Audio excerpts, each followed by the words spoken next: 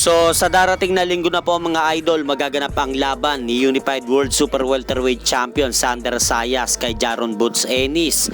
Nagaganapin sa Barclays Center, Brooklyn, New York.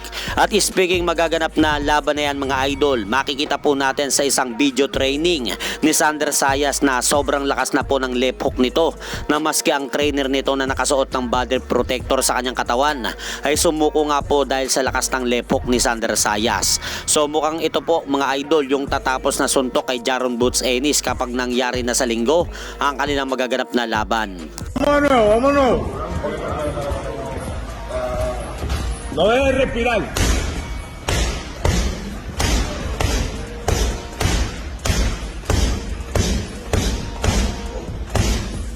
Ay, cabrón. Diablo. Neta calama en el mundo.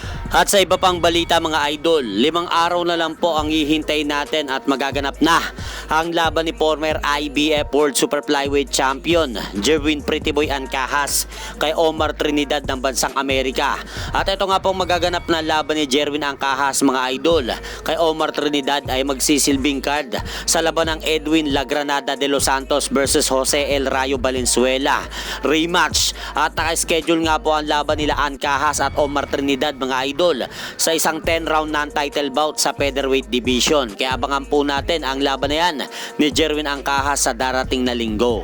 At matapos naman pong manalo ni newly crowned PBF Lightweight Champion Rodelyn Perez kahapon mga idol kay Eman Baco sa Pacquiao sa lugar ng Muntinlupa City, kung saan 3 beses po nitong pinabagsak ang anak ni 8th Division World Champion pangbansang kamao Manny Pacquiao na si Eman Bacosa sa kanilang nangyaring laban kahapon. Ay kahapon din po mga idol nagpost sa kanyang social media account itong si Rodelyn Perez at sinabi nito na Isaiah 60 verse 20, when the time is right, the Lord will make it happen. So ang ibig sabihin nga po dyan sa sinabi ni Rodelyn Perez sa isang pahina na nakasulat sa Biblia mga idol, kapag oras na ng tamang panahon para sa iyo ay gagawin ng Panginoon ito para mangyari. So yan po yung pinagkaloob sa kanya ng Panginoon na mangyari. Kaya lagi lang po tayong manalangin sa kanya sa itaas at anuman po ang hilingin natin ay tutuparin niya mga idol. Katulad na nangyari kay Rodelyn Perez. At hanggang dito na lang po muna ang aking update sa mga ganapan sa mundo ng boxing. At syempre mga idol, huwag nyo rin pong kalimutan, pakisuportahan nyo naman po muna ng ating munting channel. Maraming salamat po.